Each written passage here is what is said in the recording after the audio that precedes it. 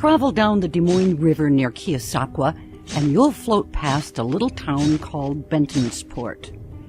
The unincorporated community of about 35 people is home to the Mason House Inn Bed and Breakfast.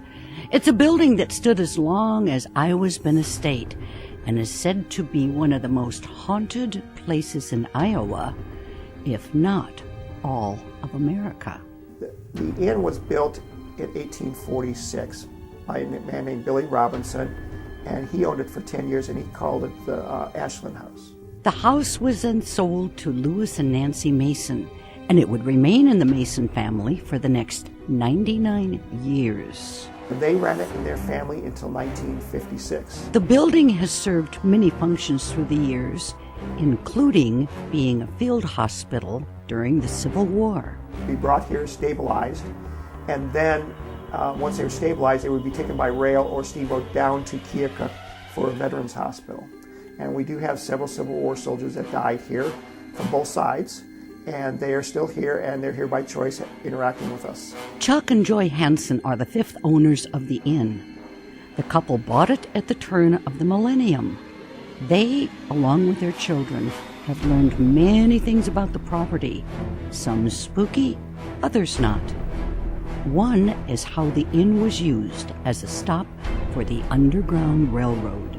Lewis and Nancy Mason were very active with helping slaves out of Missouri go north, and we have a lot of documentation to that now and details as to that effect.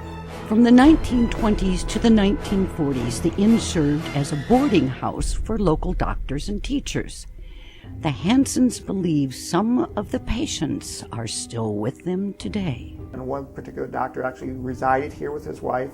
He took care of his patients here. This was basically his hospital area. And we do have a lot of spirits here that died from while he was here and things like that, from different injuries and things like that.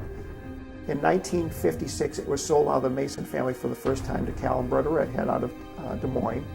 The next owners turned the building first into a museum, later establishing a bed and breakfast in the 1960s.